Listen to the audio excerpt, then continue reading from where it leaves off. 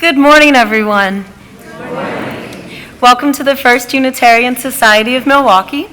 My name is Beth Monholland, and I am honored to serve as your worship associate today and to welcome you fully into this space. We welcome people of all genders, sexualities, ages, races, ethnicities, histories, and bodies here.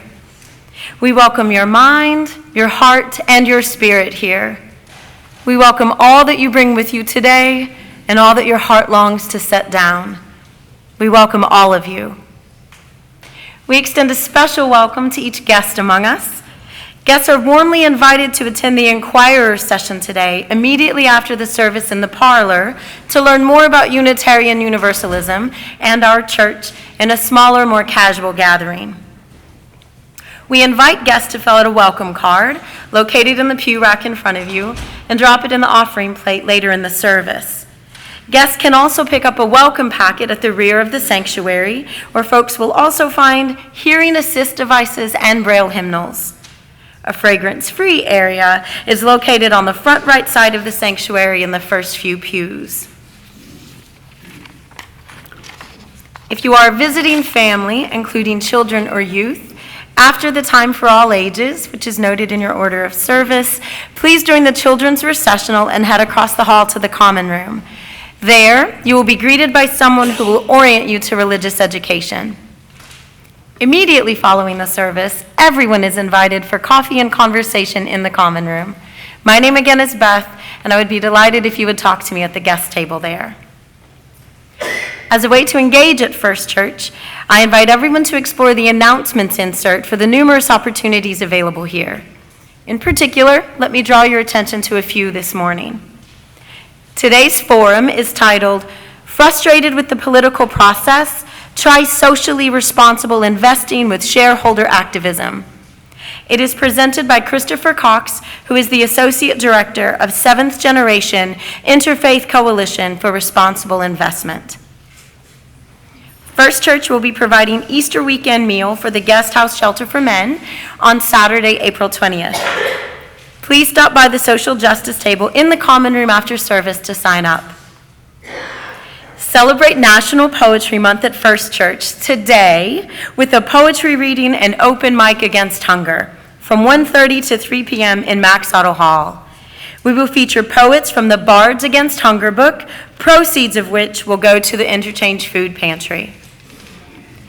Reverend Jennifer is co-leading a Maundy Thursday foot washing service with Underwood Memorial Church and Zao MKE this Thursday at 6:30 p.m. at Underwood Baptist Church in Wauwatosa. If you are looking for an additional Holy Week service, see First Church's Facebook page for more details. And there are a few email and Facebook scams making their way through the church world. Please know that neither Reverend Dina nor Reverend Jennifer will ever email you asking for money, gift cards, or your bank information. Just delete those emails, and if you have any questions, just call the church. Please find information on these and more events in your announcements insert. And finally, so that we may all stay fully present with each other this morning, please make sure you've silenced any electronic devices for the remainder of the service. Once again, I welcome you to First Church and invite you to join me in the unison reading of our mission, which is printed in your order of service. We gather to nurture the spirit, engage the mind, and inspire action. And now it's my pleasure to invite Vera and Annie Lafort to come forward and light our chalice this morning.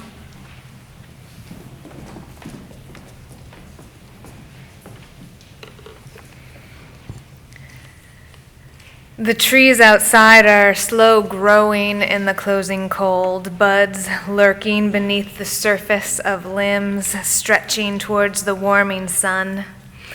Each arborist knows the cold holds many secrets, dormant, living beneath the snow, that are fetched again as the sun beckons. Just as the river still runs beneath the layer of ice, the tree breathes beneath the bark. And now, in this interstitial season of wakefulness and sleep, stuttered shaking off of dormancy. May love and sun beckon us forth too, to breathe again, stretch, integrate the knowledge of the long, slow months, the pains and losses, the grief and hurt, but also the growing knowing of self, of love, of the whole, and our own growing wholeness.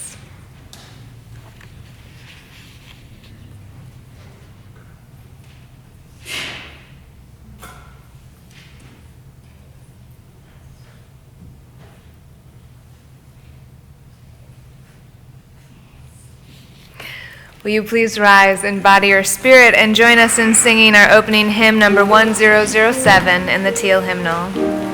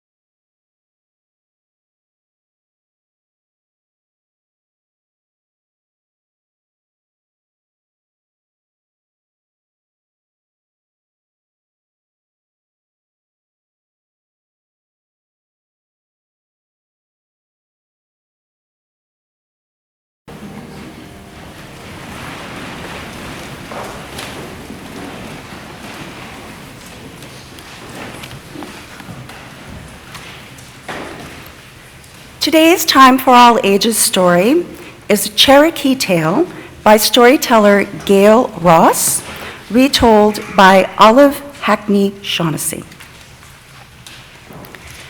This is what the elders told me when I was a child. In the beginning, everything was water. There was nothing but a great ocean. And then Water Beetle dove to the bottom of the sea and brought up a handful of mud, which grew to become this land. Buzzard came down from the world above and flew across the world, making wind with his wings. He dried the earth, carving the valleys and shaping the mountains. Grandmother Sun began following the path through the heavens that she follows to this day, and Uncle Moon smiled at night.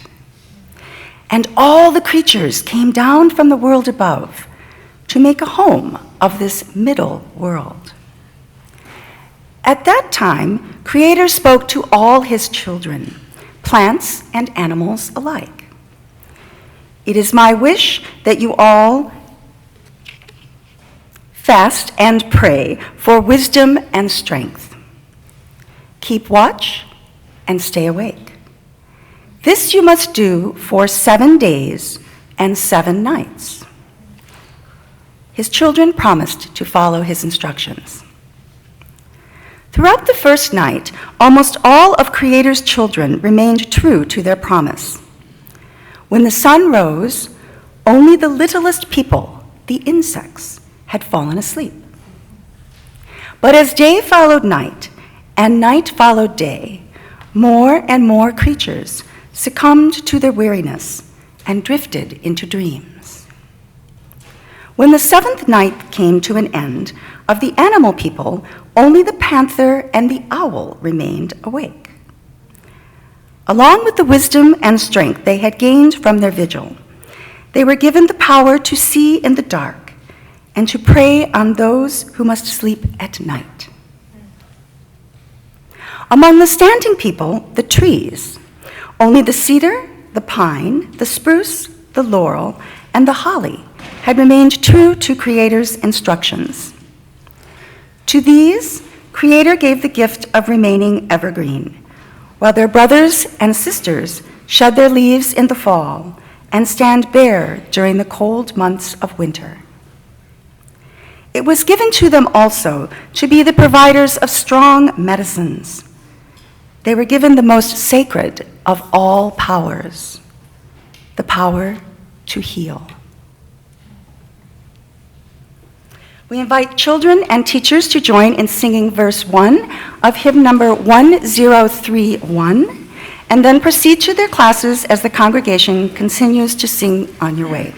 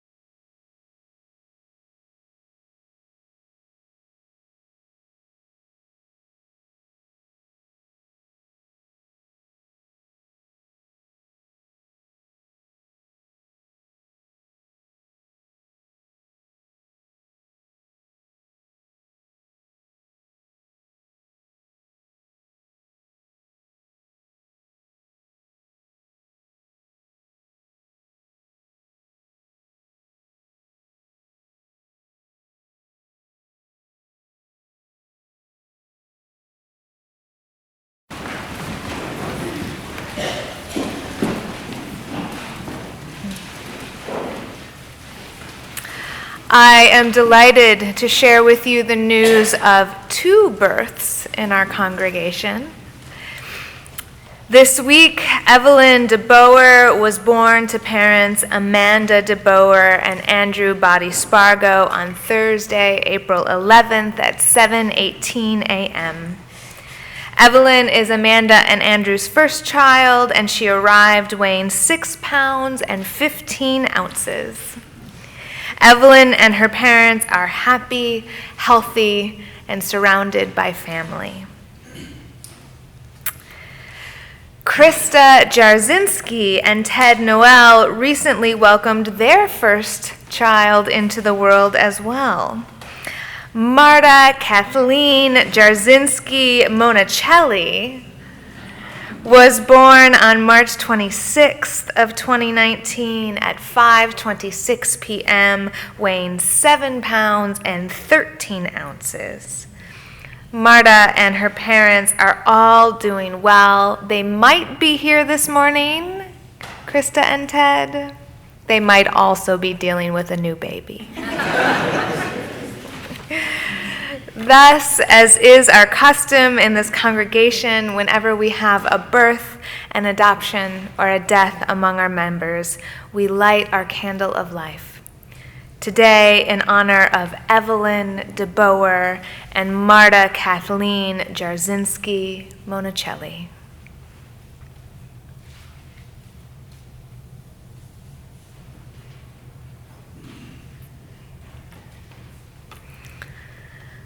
I'd like to invite you now to join me in a time of contemplation, which will be followed by silence, followed by the seated singing of Spirit of Life.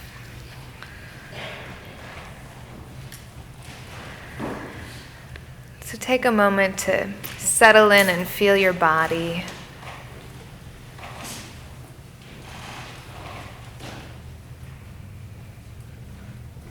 Feel your sit bones resting on the pew or chair beneath you and your feet on the floor grounding you.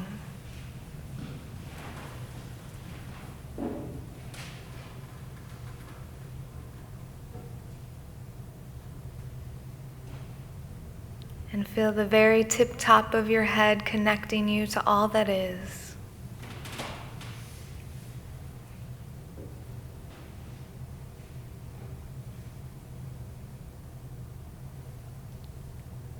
Bring your attention to your breath.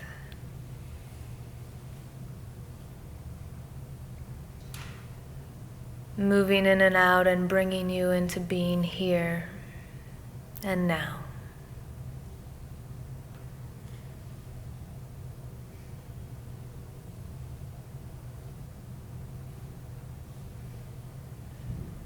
Spirit of life and love, Holy One of our being and our becoming, that which is sacred within, among, and beyond us. Ground us on this chilly morning in our memory of all that is whole. The wholeness of the four seasons, the wholeness of transition, the wholeness of our complicated lives of joy and sorrow.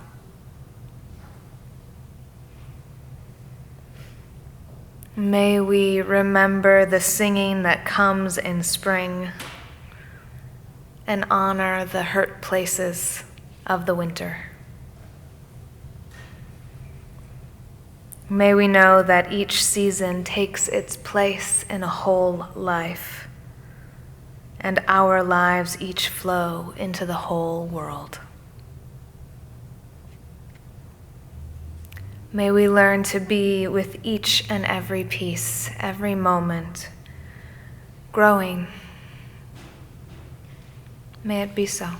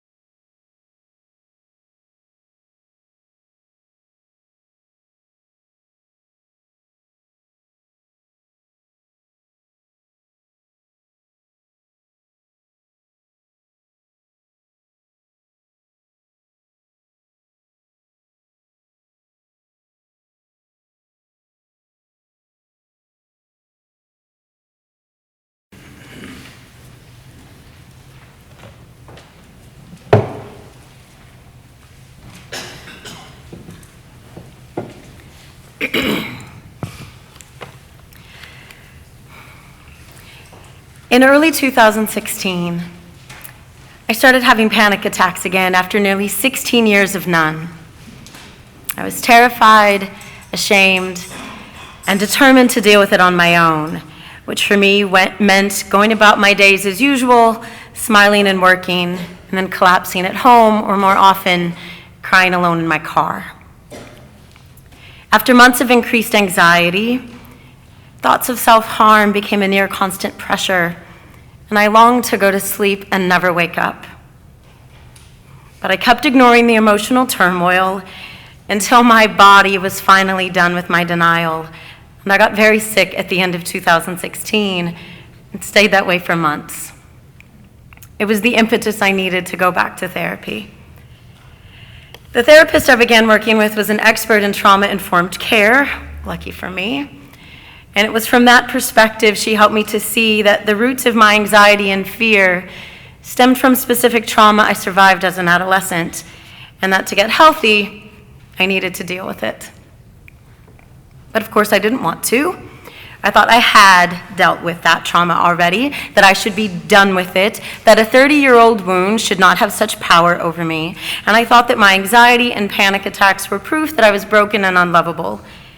And in a circular kind of logic, since I did not want to be broken and unlovable, I thought I should just push it all away to prove that I was fine, which is of course what I had been doing, ineffectively.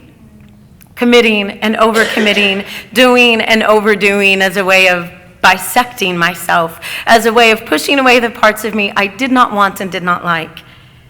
I had been working and working to earn love, to be whole, by cutting myself into pieces. But slowly, I began to trust my therapist's words that my life is not an either or. It's not that I am fully fixed or fully broken, but rather both and. I am hurt and I am healing. And for an hour a week in her office, and for an hour a week in these pews with this community, I could believe that. But it was in a story, a work of fiction, that I found the words I needed to believe in healing outside of these walls and to stop the madness of tearing myself apart. I was reading a historical romance mystery novel that centered around a judicial reformer in mid-19th century Bristol, England. I know.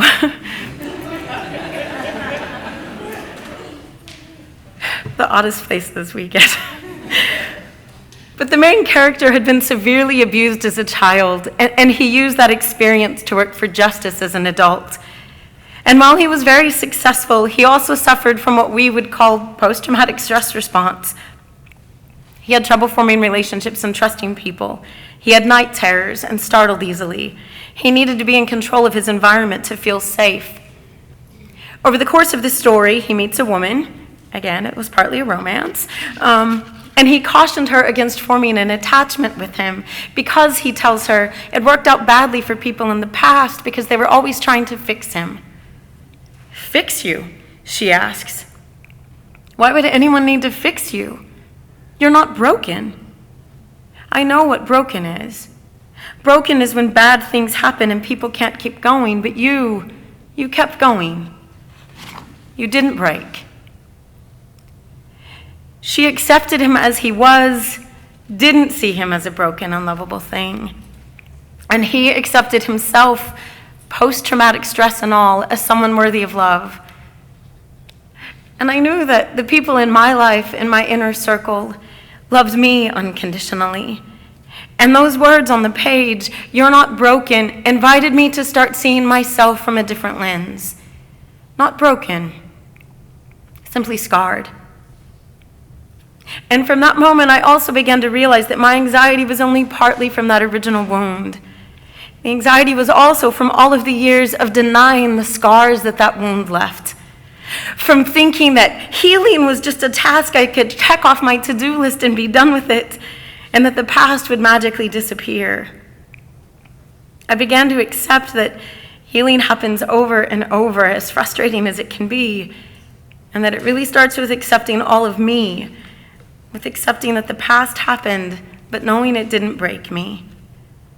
And outside of my therapist's office, and outside of the love I feel when I'm in this room, if I have trouble remembering that, I close my eyes and I see the words on that page. You're not broken. You're not broken.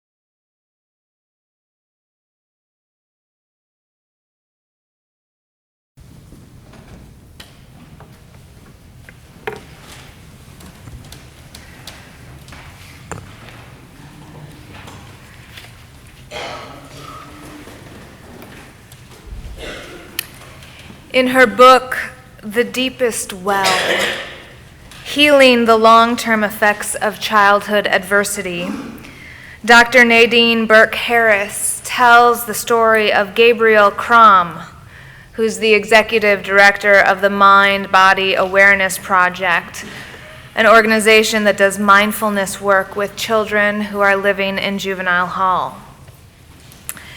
Gabriel Crom grew up in an upper middle class family in St. Louis, and he went to college at Yale to study neurobiology. While he was there, he grew increasingly disconnected from the program and ultimately from himself, and he tapped into a vein of deep, deep anger. He dropped out of school and started hanging out with a crowd of people who were involved with drugs and violence. And one night, the leader of the group took Gabriel out into the world, gave him a hit of LSD, and tried to convince him to kill someone. This person put a knife in Gabriel's hand, pointed him towards another human being, and shoved the angry young man in a suggestible state of mind forward.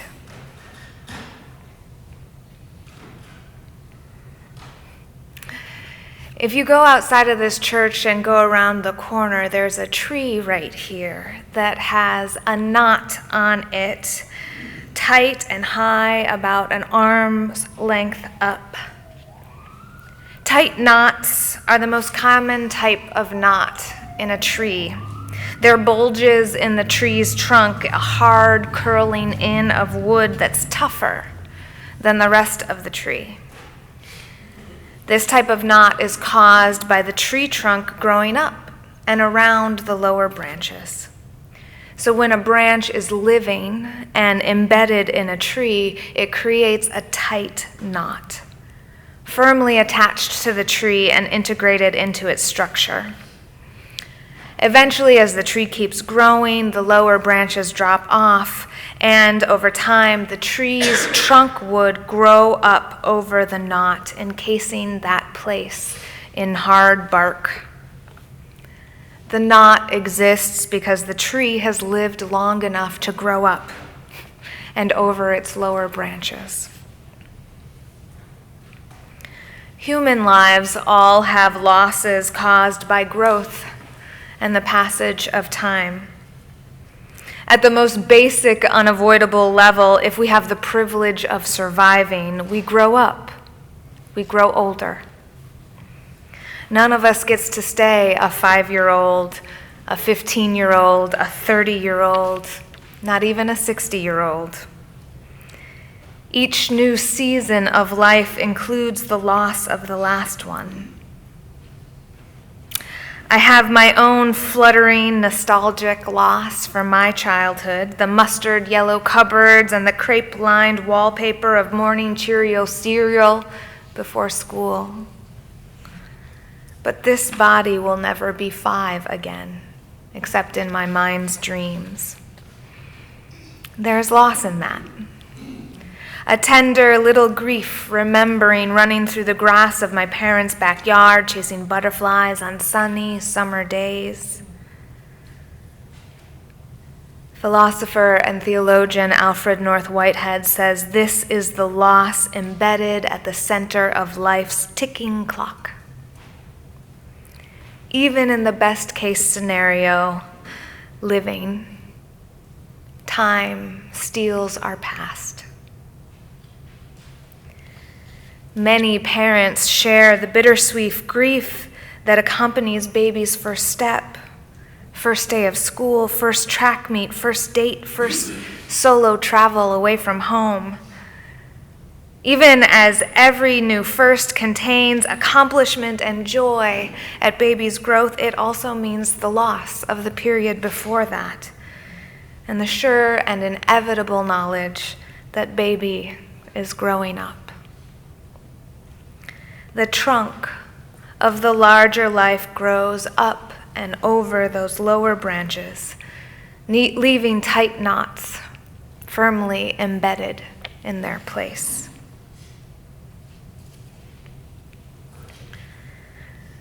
The second kind of knot is a loose knot, which happens when a branch is injured or dies while it's still attached to the tree. A loose knot contains visible cracks, and it's surrounded by scar tissue. The wood at the center of the knot is loose or decaying or even dead. The center can fall out, leaving an empty hole in its place, and the trunk bark eventually toughens and surrounds the hole, making a knot hole. There's a tree right in front of our church, right here, that has 2 knot holes on it, one at eye level and one at about an adult person's waist.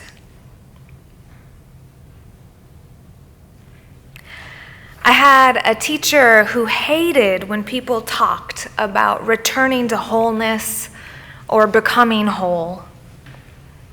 He had had one of those epic love stories of finding the love of his life across time and space, knowing her soul the moment that he met her. They spent nearly a decade together in a happy marriage, and then one afternoon he got the call that ripped his heart out. She had been killed in a car accident. Years later, after he had done an enormous amount of healing work, he was comfortable with the idea that he would never be whole again. A part of him was irrevocably lost, a loose knot with the center fallen out. He did not think his life was irrevocable. It was not lost. He was living and healing and working and serving the whole of all being. He just didn't think his own life was whole without his wife. And he preferred to frame his life as living well with a piece of it missing. Folks who work with wood find loose knots harder to work with than tight knots. And some woodworkers worry that loose knots and knot holes weaken the wood. But in the right hands, they become stunning pieces of art with natural curves that make the wood its unique shape. As Beth noted from that historical romance mystery novel about a judicial reformer, I almost can't believe all of those things came together. Thank you for that gift, Beth. Loose knots are a beautiful aspect of wood's natural shape. The injuries and losses that cause them are just as much a part of a tree growing as its branches. The woman who loved that judicial reformer said, "Why would anyone need to fix you? You're not broken. You kept going after bad things happened and you did not break." When you have a loose knot, you need the love of a woodworker who understands how to work with the beauty of it, who says that this place in the wood tells the story of the tree's life. This place is where the injury happened, that the tree survived.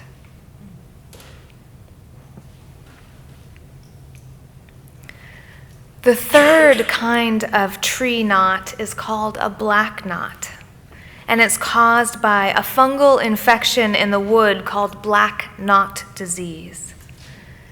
Now, unlike the other 2 kinds of knots that happen in a trunk, these knots show up on a tree's extremities first, on twigs and small branches.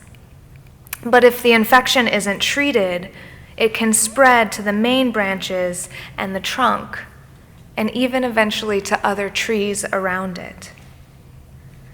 Early treatment of black knot disease can save the tree, and it can reduce the spread of the disease to the surrounding trees. In human beings, this makes me think of the particular kind of pain and loss that happens with toxic stress and trauma. Untreated toxic stress and unattended trauma wreaks havoc on the mind and the body, and it can even spread to nearby bodies. In her book, The Deepest Well, Dr. Nadine Burke-Harris writes about her process of tracking the effects of toxic stress and adverse childhood experiences in the Bayview Hunters Point neighborhood of San Francisco, California. She observes that children with 4 or more adverse childhood experiences, traumatic experiences, were 32 times as likely to have learning and behavioral difficulties. According to her medical research in that community, the underlying problem was chronic dysregulation of the stress response system. And that chronic dysregulation inhibited the prefrontal cortex, overstimulated the amygdala, and short-circuited the stress thermostat.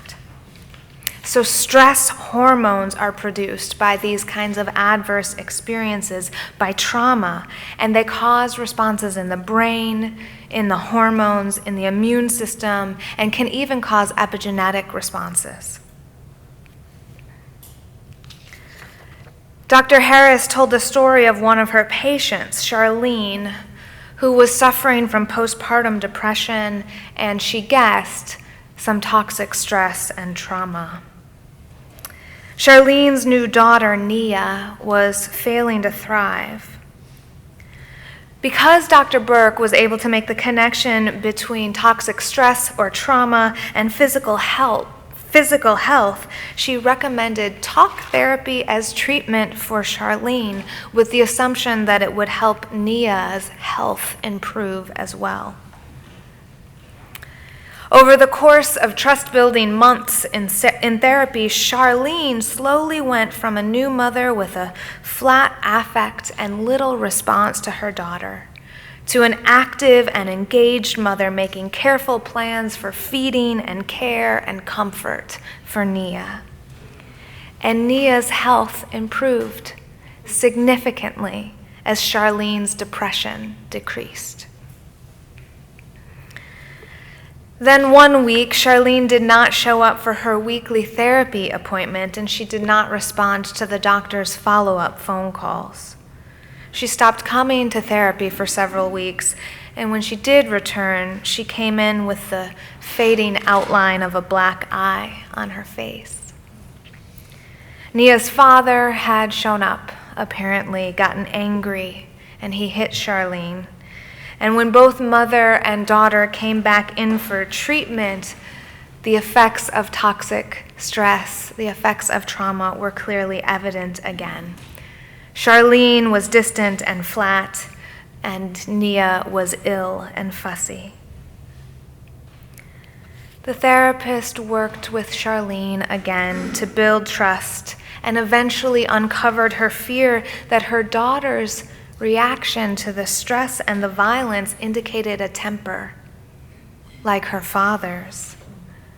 They talked about it, and they slowly climbed that hill of trust again, with Charlene integrating and understanding both of her own stress response and her daughter's stress response into how she would assess their behavior and respond to it in the future, building a stable foundation for Nia to thrive.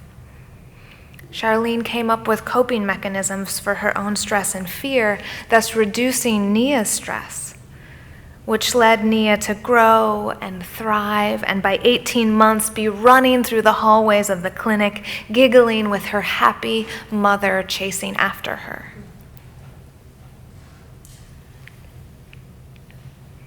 Trauma and toxic stress can spread through a person's body, affecting physical health and the health of the bodies around that person. But it's also possible to intervene, to interject therapy and love and compassion and care that can prevent the stress from getting worse and spreading.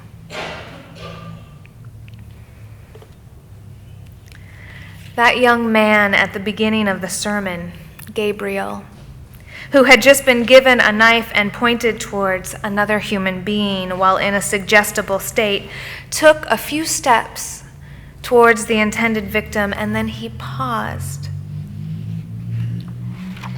In that moment of pause, he remembers an image of his father flashing before his eyes, and he knew in that moment that if he went through with this act of violence, he would never again be able to look his father in the face without hiding this terrible, terrible thing. His pause turned into a full stop. Because of his loving relationship with his father and his desire to continue to be in that relationship, Gabriel turned away from violence. He turned his life around, he re-enrolled in school, and he eventually started the nonprofit organization Mind Body Awareness to work with incarcerated young people.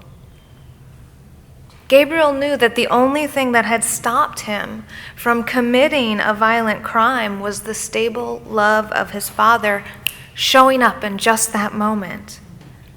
So he's dedicated his life to giving additional tools of pause and reflection to young people and to help them have the opportunity to create stable and loving attachments in their own lives.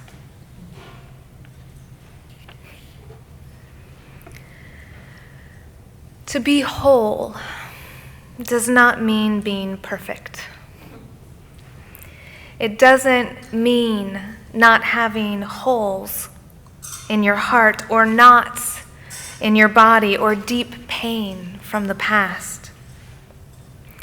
The losses of our lives are ingrained in our wood. They're ingrained in the tight, hard swirls of passing time, or the loose, cracked scar tissue from which the center might fall out. Even living with toxic stress or trauma does not mean that we're broken. It means we need a little extra love.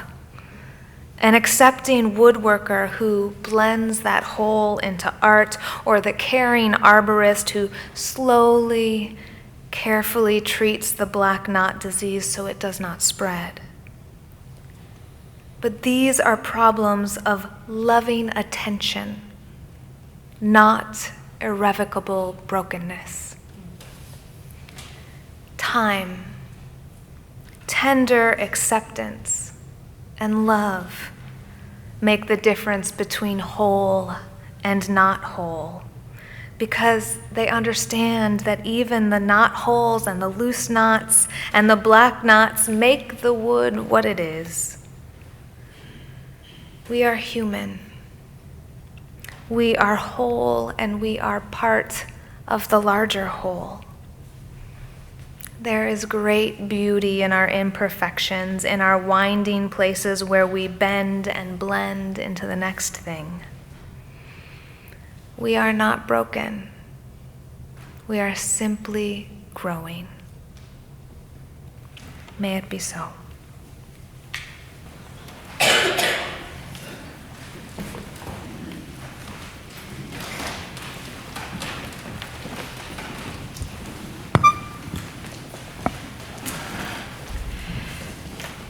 Every week, we have an opportunity to practice our values through sharing our resources. Our pledges are at the heart of our spiritual practice of generosity. In addition, the church shares half of all non-pledge cash on our offering plate with a community organization. In this way, we commit our resources in line with our belief that this congregation is interdependent with the world beyond these walls. Today, we share the plate with the River Revitalization Foundation. May the practice of giving bring us joy. The offering will now be gratefully received.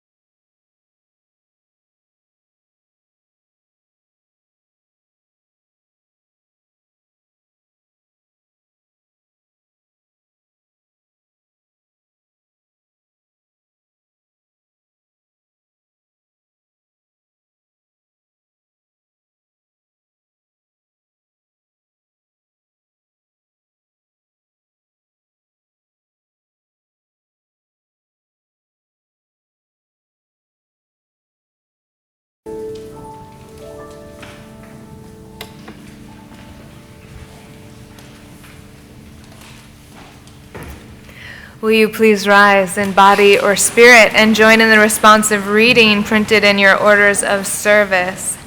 I'll begin. Walking up the unsteady grass of April. I move through the shrinking winter, longing for wholeness. Each part of my body, each shimmer of my heart. Each crack, knot, resistance. Longing for love. I must know I am my own. And that I belong to something larger than me.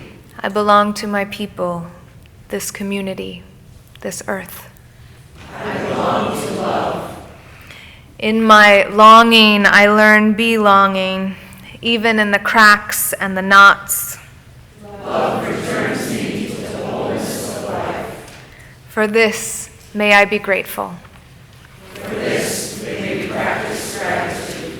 Will you join in singing our closing hymn, number 128?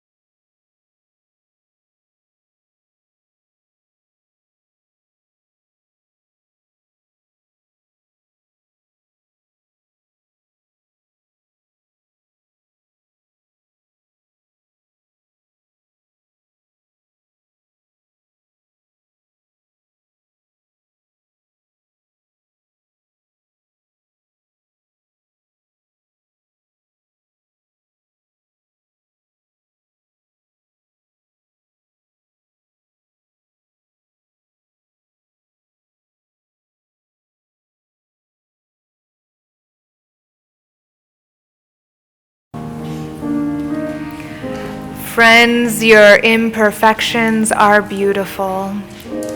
Every bit, every knot, every piece of you, part of the whole. May it be so. Amen.